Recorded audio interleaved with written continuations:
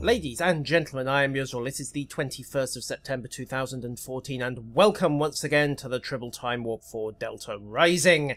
It's shiny toy time, ladies and gentlemen. We have the Delta Alliance sets available on Drazana for testing, which means that we have a ground set to get through. We also have 2 space sets to get through, and the focus of today's video, because I'm going to break it up, is going to be the Delta Alliance Ordnance set, the weapons and the consoles.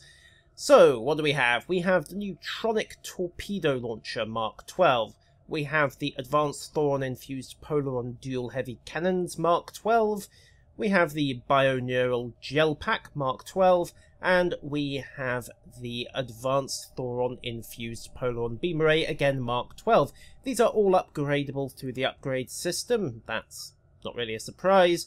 And as you can see, you are going to have to blow a fair chunk of tech points and dilithium to get them up through Mark 13 and Mark 14. Don't use green kits for this, ladies and gentlemen. While you can buy these by the 100 from the Starbase vendors, you will blow so much dilithium in the process. I mean, that's what, 50 kits? Actually, let's actually do the maths properly on this for someone who is willing to not use purple or blue kits. So pull out my calculator. 106,240 divided by 2,000 gives us 53.12 kits. Well, that's basically 54 kits. 54 times by 700 dilithium, 37,800 dilithium on top of the, what is it for the console? It's down here somewhere. Where have you gone? There we are. On top of the 15,000 dilithium you'd already spent to get the thing in the first place. On top of whatever it's going to be to get it up to Mark 14, probably best not to think too much about that. And anyway, it's a beam array, not a console, so you can... No, actually, I think they're the same amount of dilithium. 15,000 is standard on an Ordnance set. So, basically, hella expensive, boys and girls. Use blue kits, use purple kits, even if you have to trade for them. It will save you so much grinding. Meanwhile, back onto topic. The items come together as a 3 set, but it's a little bit odd in the way it works. The torpedo and the console are standard. You can swap the beam array and the cannons, and they will swap in to positions on the set. However, should you try to load both the cannon and the beam array and then, say, dump the console, you will not get the set bonus. You will see that the isokinetic cannon has disappeared off my toolbar. Indeed, if you go for both and don't use the torpedo, you will get no set bonus at all. It is either or on the beam and the cannon. They do not mix. They occupy the same slot and will not talk to each other otherwise. As for set bonuses, there are 2 naturally. 1 2 set, 1 3 set. The 2 set ties into the Neutronic Torpedo. It is a 20% cooldown reduction and 14% boost to radiation damage. The 3 set is the isokinetic cannon. This is essentially a little bit of spike DPS when you want it. 1 minute recharge, 180 degree forward targeting arc, 10 km range, 6.8k kinetic damage, and 100% shield penetration. You can yank this higher if you are willing to dump some points into particle generator. And in fact, if I double check my skills, I have got some points in particle generators anyway to improve the damage. Why I've got that and not graviton generators, I am not entirely sure. May need to go back and retweak my build on holodeck as and when this goes live. However, it is worth noting that you are going to be resorting to consoles to boost the isokinetic cannon much past 7k as a consequence. So, the torpedo itself is probably the standout feature. It is a fairly heavy torpedo. I mean, 7,059 kinetic damage is certainly off in woot woot territory, plus another 1,300 damage or so with the console, of course, so we are getting an extra 16% damage from the set bonus. Let's pull these off for a moment, see what happens. Pull off the cannon, pull off the bioneural gel pack. Neutronic torpedo, so this is nearer to base. So 1298 radiation damage, 7059 kinetic damage. Add those up, you have 7059.9 plus 1298.4. Bear in mind this is with skills affecting things. 8358.3 damage. The downer is the 15-second recharge. So on the primary target, that's 557.2 DPS.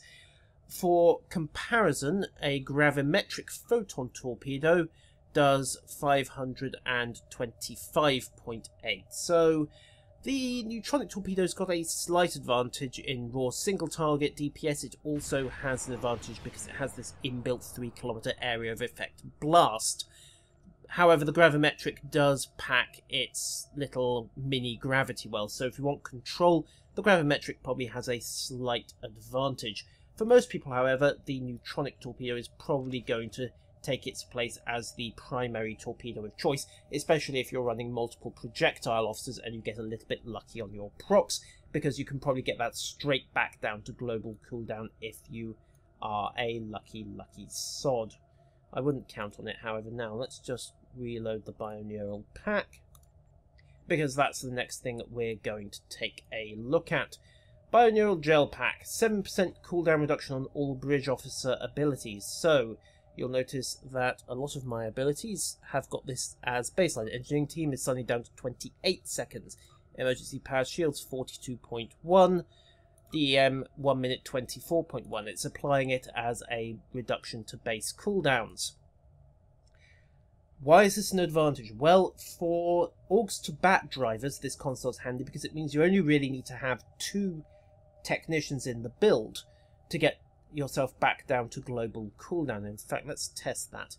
If I pull open my duty officers, pull open the assignments, just double check what I have in space at the moment.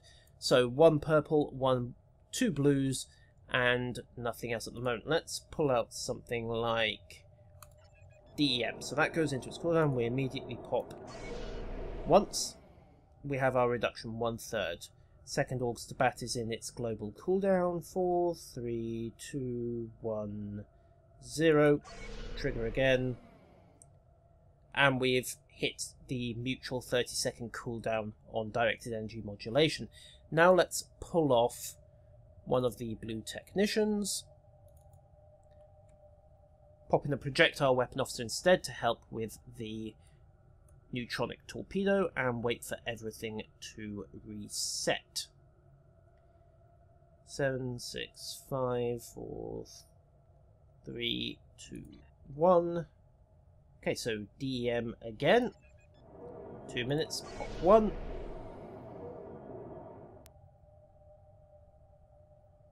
Just remember, the test is, can we still hit the global cooldown with only 2 technicians? Pop 2, 40 seconds.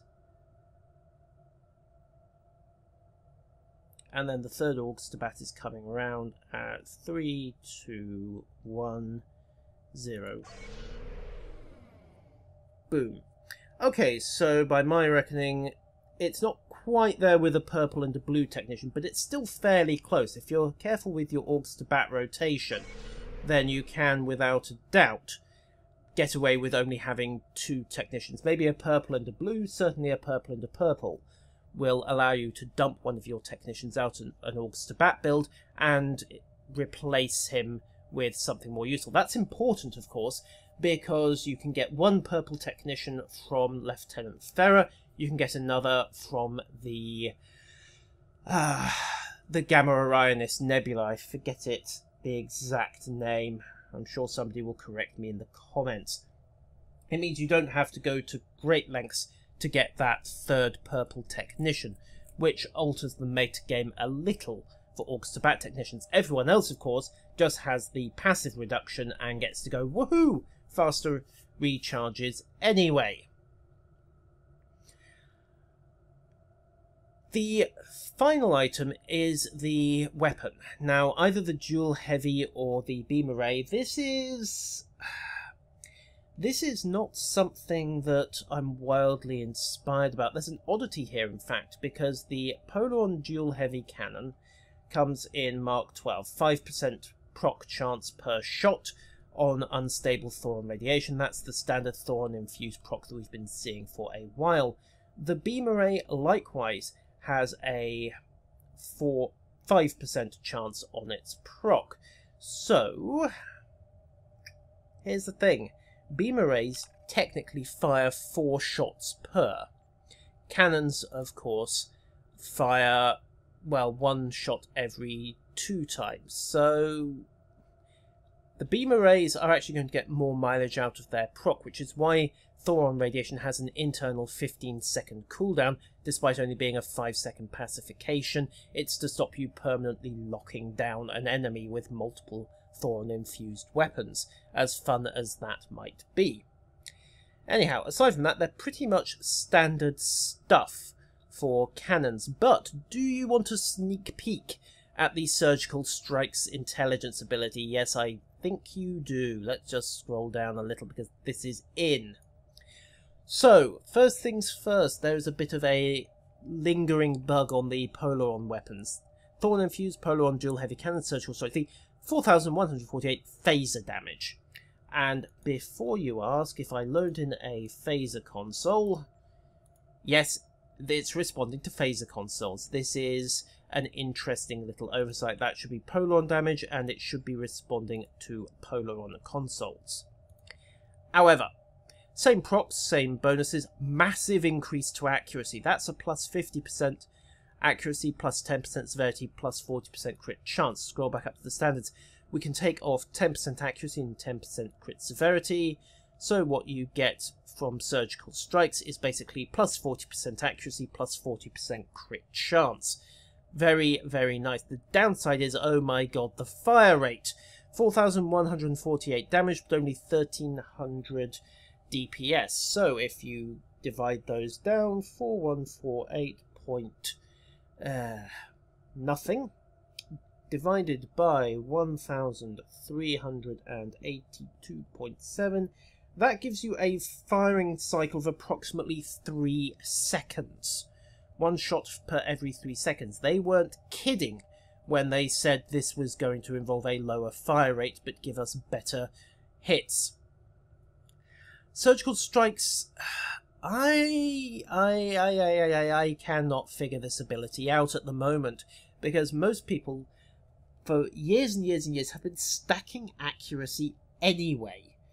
So is this a sop to the beam overload crowd who have gone for heavy crit severity on their dual beam banks and are now realizing, hey, we can't actually hit anything smaller than a dreadnought with them without some significant accuracy boosts? Because the whole point of your build, if you load accuracy, is that you don't need extra bonus accuracy, so Surgical Strikes really doesn't offer you anything as it stands. And if we go down the ranks, you lose 10% accuracy and 10% crit chance at each step. So yeah, I'm not sold on this power at the moment, but there may well be something about it once we actually get an intelligence ship into space and get a chance to play with it that I am missing. But on paper, very not sold, even by the intent of the design on this ability at the moment. Over on the neutronic torpedo, however, the other intelligence ability is, oh boy, this is fun. You remember that meme about how they don't have shields? How quaint it was? Just transport a torpedo to their bridge. Well, now you can do it. Yes, folks, transported warheads. Kinetic damage as per standard, that is 6,796 with 100% shield penetration. Of course it is, it's exploding inside their shields. 40% chance of a subsystem going offline for 3 seconds, random sadly, but hey, if it collapses their shields at that one key moment, then it's going to be worth having. The subsystem and power transfer drains are pretty much standard to the weapon type. The radiation burst damage is not. That, I think someone has misplaced a decimal point on, because The rank 2 only does 1800 compared to 13,000, and the rank 1 only does 1500. I say only, that's still a fair old whack. Interestingly, the baseline kinetic damage is constant across the ranks. I suspect that is not meant to be the case, but that's just me. Flow capacitors ties into the subsystem power drains, by the way, and it's also worth noting for completeness' sake that this particular character build is running a heavy dose of flow capacitors, enough to double off the effect of a plasmionic leech, so you can expect this power drain to be much less significant if you are not throwing a heavy amount of flow capacitor skill around. It's also worth noting that there is a few seconds warning. You get a short burst in order to get a bomb defusal squad up to the bridge in the shape of a tactical team. Also note effects which remove tactical debuffs. It would be interesting to note if the removal of boarding parties via transfer shield strength and I believe transporter duty officer will also affect this, but you would be running a random proc chance, and even then you would still only have a couple of seconds in which to apply it. In fact, you know what? Transporter officer. Let's just see. I think I've got a couple of these guys lying about. Here we are. Chance to remove hostile boarding parties with transfer shield strength. 30% chance every second for 30 seconds. So, if you pop this guy immediately upon getting hit by a transported warhead, potentially he can beam the warhead straight back out into space, which will be kind of cool in its way. However, that is transported warhead as well. That could be one of the more useful abilities. However, we shall see. As always, this is Tribble. Everything is in testing, particularly these two abilities, since we don't as yet have general access to the intelligence ships for testing purposes. And I have been rambling quite long enough, ladies and gentlemen, so next time we will get on with the primary space set, and hopefully we'll actually get some violence going. From a very theoretical Tribble Timewarp, this is usual bidding you farewell until next time, if there is one.